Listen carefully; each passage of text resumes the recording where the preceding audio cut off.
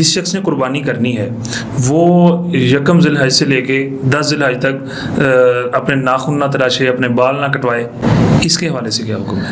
جی، اس حوالے سے حدیث آتی ہے، حضور صلی اللہ علیہ وسلم کا ارشاد پاک ہے، جو شخص قربانی کر رہا ہے تو ذی الحج کا چاند نظر آنے کے بعد وہ اس وقت تک بال اور ناخن نہ کٹوائے جب تک اس کی قربانی نہ ہو جائے گی۔ اور یہ ایک مستحب عمل ہے، اس کا ثواب بہت زیادہ ہے، لیکن اگر کوئی کٹوا لیتا ہے تو اس کو گناہ نہیں ہے، کیونکہ یہ فرض اور واجب نہیں ہے جی۔ ٹھیک، مفتی شفیع صاحب علیہ رحمت، مفتی اعظم پاکستان، لکھتے ہیں کہ اس کی حکمت یہ بھی ہو سکتی ہے کہ جو شخص ادھر حج کے لیے نہیں جا سکا، آج کل ہمارے پیارے گئے ہوئے حج کے لیے پیسے نہیں تھے، کوئی اور ادھر آ گیا، تو اتنی بڑی برکت اور فضیلت وہاں اللہ کی رحمت موسلا دھار بارش کی طرح نازل ہو رہی ہے، تو کیا جو نہیں جا سکا پیسے نہ ہونے کی وجہ سے وہ محروم چلا جائے گا؟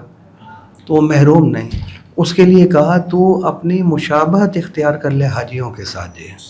تو جب وہ احرام باندھتے ہیں تو ناخن بھی نہیں کٹواتے، بال بھی نہیں کٹواتے جب تک ان کی قربانی نہ ہو جائے۔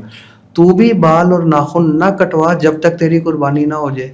تو اس مشابہت کی وجہ سے چلو اللہ جو رحمتیں ان پر برسا رہے ہیں تو ان کی بدلی ادھر بھی آ کر برسے گی جی، کیونکہ تیری شکل اور مشابہت بھی ان کی طرح ہے جی۔ یہ حکمت ہو سکتی ہے۔